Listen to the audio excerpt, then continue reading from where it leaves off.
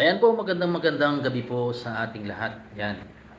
Ako po ay in-endorse ko po itong Acid Guard para po sa ating kalusugan, para sa ating mabuting pangangatawan, mabuting kalusugan. At kayo po ba ay masyado nang nakakaranas ng pananakit ng katawan at sobrang kumbaga hindi komportable ang inyong mga galaw.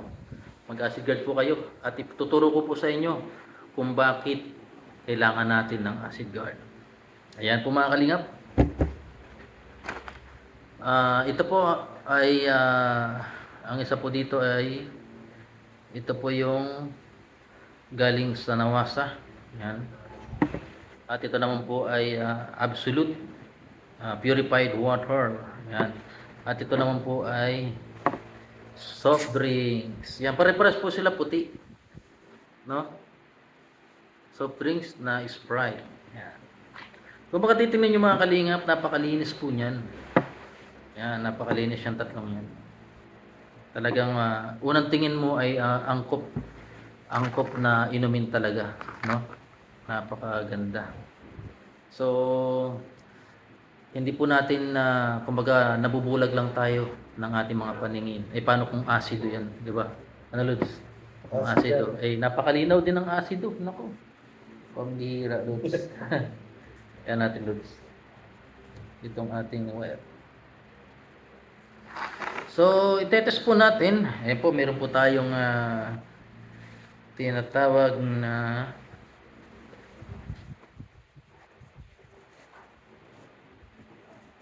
TDS. TDS po ang tawag dito.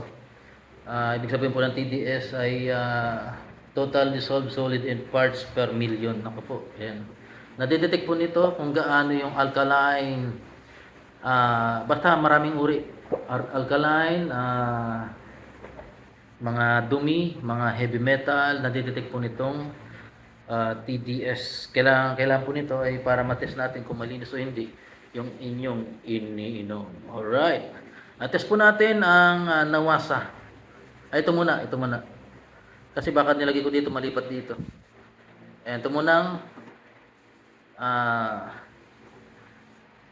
number 2. Number 2 lang yung note nitong absolute. Yan. Mas maganda kung 0-0 siya. Pero 0 to 10 ay pasado po. Pasado pa yung linis niya. Yan.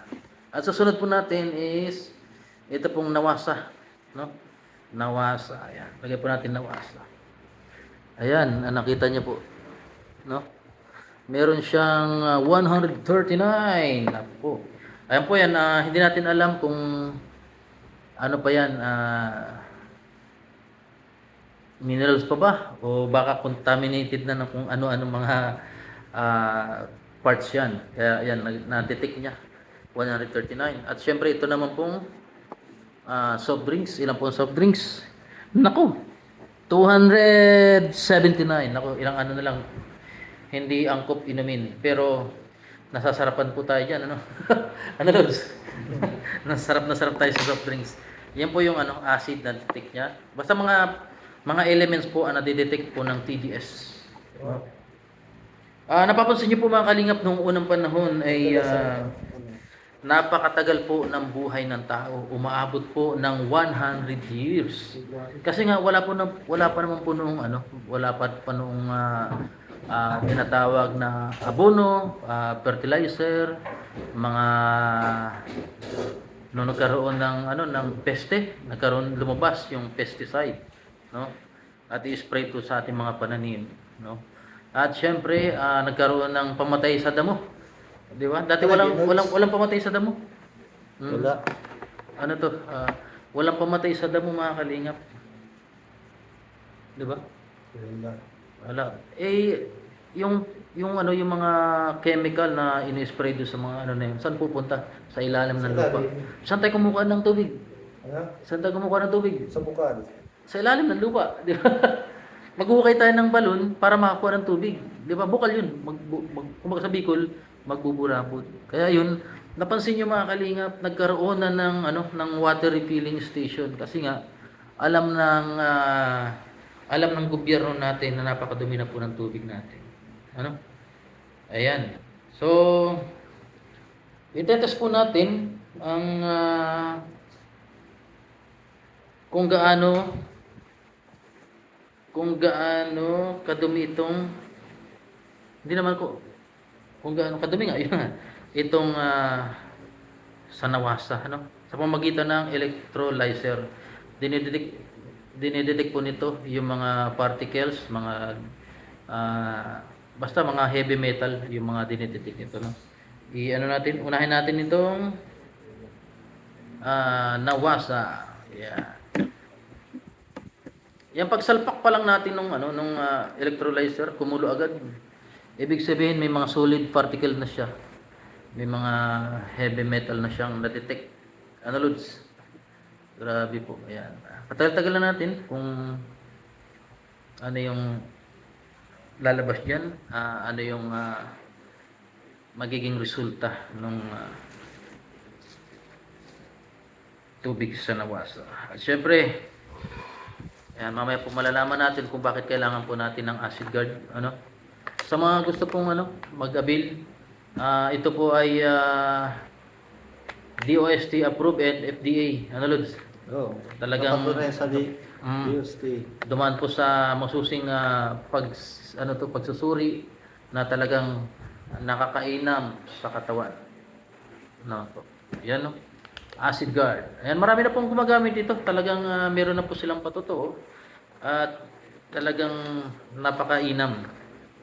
Talaga napakainam. Ayan.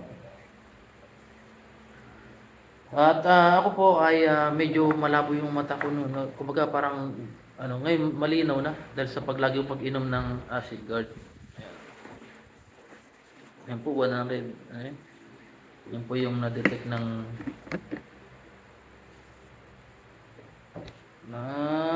ating electrolyzer. Electrolyzer. Para hindi po kayo i-ano natin kung gaano katagal tong pag dito sa nawasa ay ganoon din katagal dito sa sa purified water, no? Kaya mga kalingap, yeah.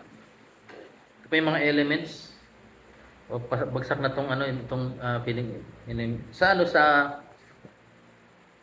dito sa Pilipinas pasado pa to yung ganyan, pero sa ibang bansa hindi na pwede to, bagsak na siya, no? Yun yung na average stock water water. Ano, 0 to 50%, Mm. ano yan, may tuturing na soap water. Soap water. Ayan po. Ayan. Napapansin niyo po, nag-iba na yung kulay at lumalabas na yung mga heavy metal dyan.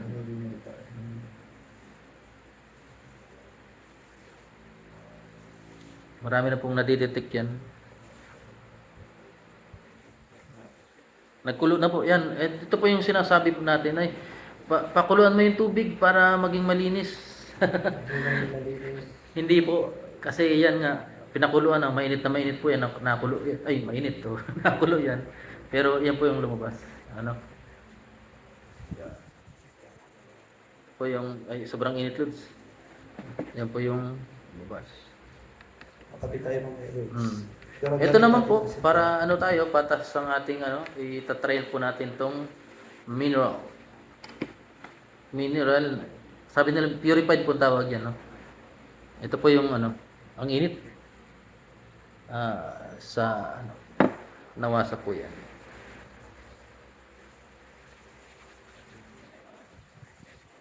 May mga puti. Lods? Ay, bakit? May halong parang may kunting mercury. Ano yan, mga lead, mga metan, Yan, mga dumi. ito po, mapansin niyo po Sabihin, kontaminado yung tubig. Contaminado po. Contaminate. Ayan natin. Pag mainit kasi ang detect niya yung mata. 176. Tumataas yung dumi, oh.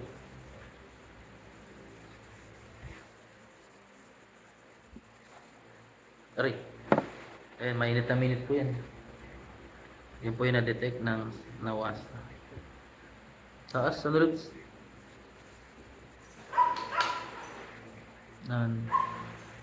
Ito po, itong yan. Nagputi lang siya. Baga nadi-dissolve lang po yung dissolved oxygen po ang tawag dyan. Yan. Pero wala siyang lumulutang or mga ganyan. Lumulubog, lilitaw, ang buwan. Maganda. Ayan. Ito po yung nawasa.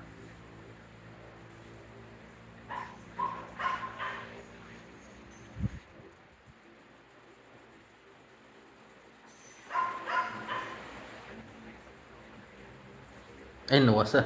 Mineral. Yan sa gusto ko mag-avail.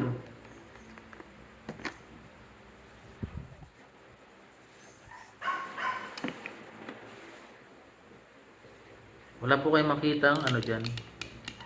Yung mga lutang-lutang. Yan. Naglabo lang po siya gawa nung nagkaroon siya ng dissolved oxygen. Natunaw po yung oxygen niya.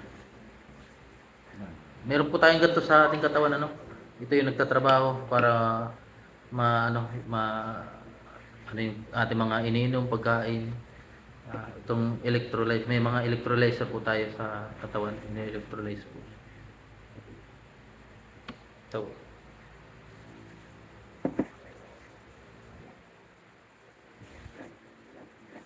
Ako maling. Ayan. Ayan. Wala po kayong makikita mga kung ano yan dyan. Lumabo lang siya dahil ano, natunaw lang po yun. Pero malinis na po yan. Ito wag na kasi mag-ano lang to, parang mag-aasuka lang yan eh. Ito, wala siyang parang yung parang ganito na parang nagtundag. Wala to itong ano. Kasi ito mainam talaga sa ating katawan. Yan. Itong ano hindi na, yung soft drinks kasi alam natin asukal yan eh. Oo. Mag-ano lang yan. No? Ngayon, tapaltan ulit natin. Tapon natin.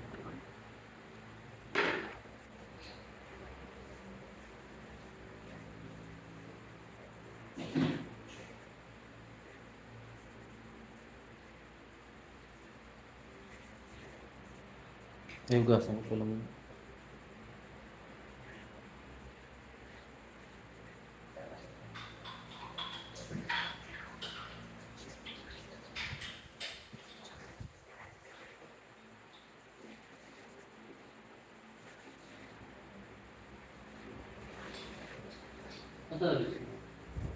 Absolute. Nandiyan, nilang sarili. Ayun. Ito naman. Dapat lang. Hindi malalagin mo. Kasi matagal mo.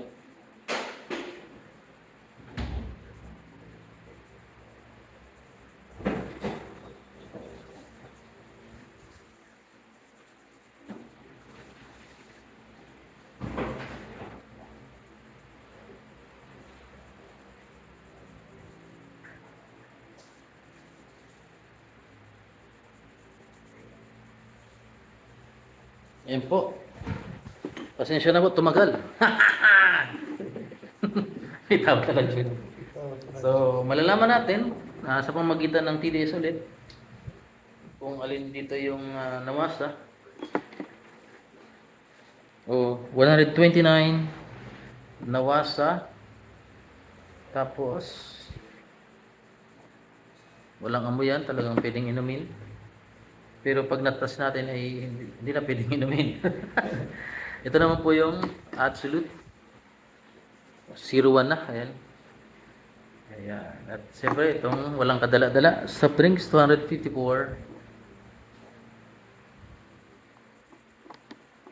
263. Ayan. So bakit nga ba? Ano? Bakit nga ba kailangan natin ng acid guard? Ayan. Doon tayo umano eh. Di ba? Papatakan po natin itong tubig. ng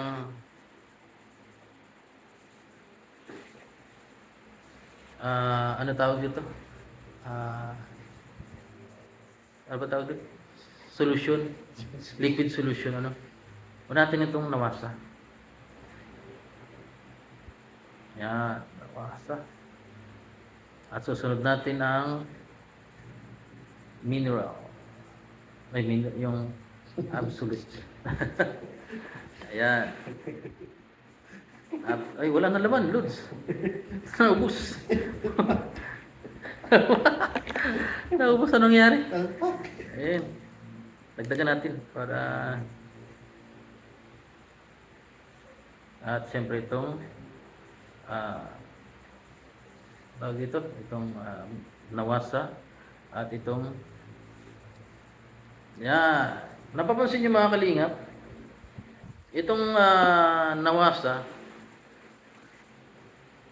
ay naging kulay green, no? Naging kulay green.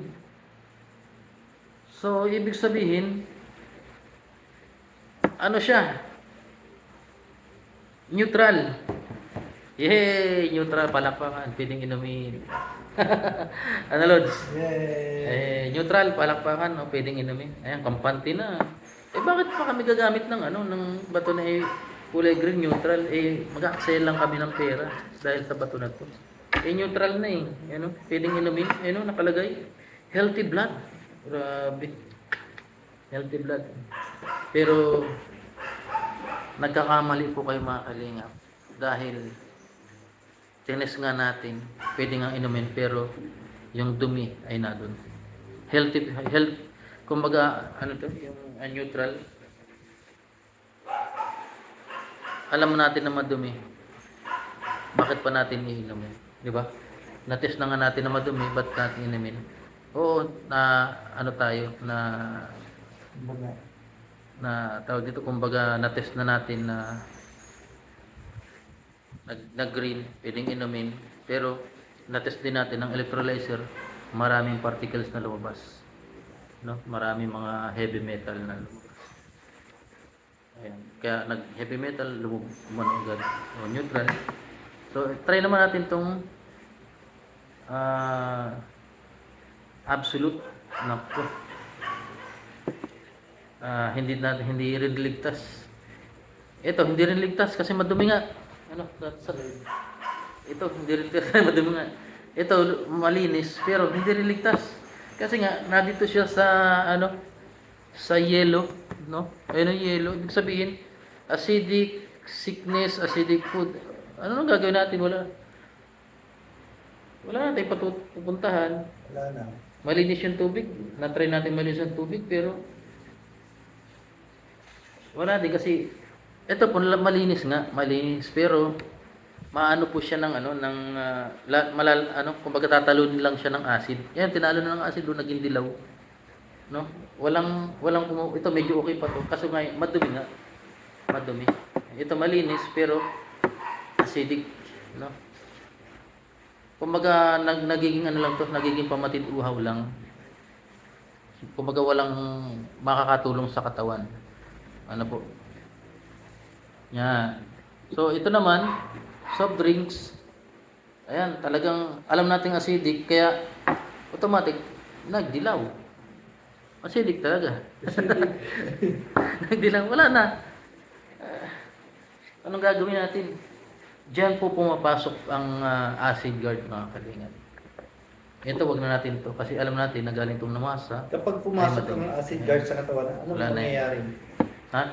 Kapag naging acid guard niya yan, kapag pumasok na sa katawan ng acid guard, anong pwedeng mangyari? Lilinisin lang yung mga acid. Katulad ito. Halimbawa, uminom tayo ng purified water, absolute. Walang acid guard. Wala. Ano lang, kumbaga masaya yung mga acid. Masaya lang. Kung saan lang yung magsusuot. Wala na siyang panglaban. Wala. Ngayon, dyan po pumapasok itong acid guard. Kasi nga, kailangan natin sa katawan ay itong blue mula 8 hanggang 14. Ayan, mag-violet dapat. no? Sa Ito, pagbayo. ito nga kailangan natin, no? Ay, ibig sabihin yung alkaline healthy na. O, kumbaga, pag naging healthy itong tubig, magiging healthy rin yung ating katawan. At mayroong panlaban dito sa acid. Ito may acid na, anong gagawin natin? Yan. Lalagyan, lalagyan natin ng alkaline. Ay, ano, ng acid guard. Ito po ay hindi ordinaryong bato. Ayan po, may ano na siya, may bato na. Yung bato na. Ayan. Yan po yung trabaho. Oh, yung stone, yan po yung trabaho ng ano, ng acid guard mga kalinga. No? Ayan. Ito, wag na natin kasi alam nating ano. Kasi kahit ilang dapat ano, maraming bato para mag-blue rin itong ano, itong soft drinks. Pero ba't lalagyan pa natin ng bato madumi na nga yan, di ba? Kumbaga, itong malinis na lang ang lalagyan natin ng bato na acid guard. Kasi alam nating malinis. Ayan, nagi-green na po. Magpapantay na yung dalawa. Di ba? Nagi-green hanggang tuluyang mag-blue po yan. And magiging healthy na po. Kaya dyan pumapasok itong acid guard. No? Napaka ano po yan. Mabilis maubos lang. Kunting patak lang. Ano pala yun, Goodwill chart. Mahal pati. Mahal yun. Ayan.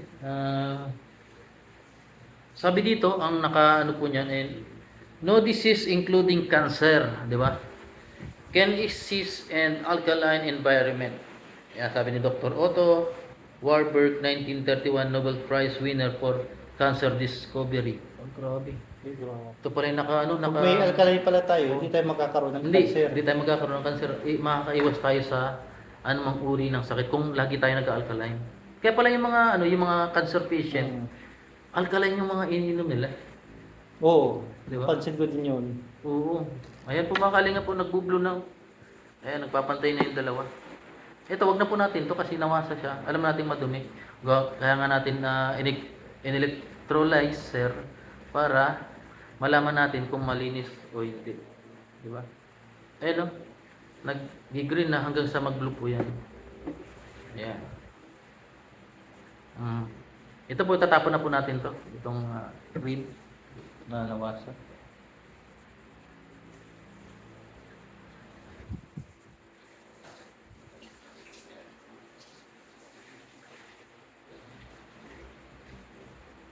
Ayan.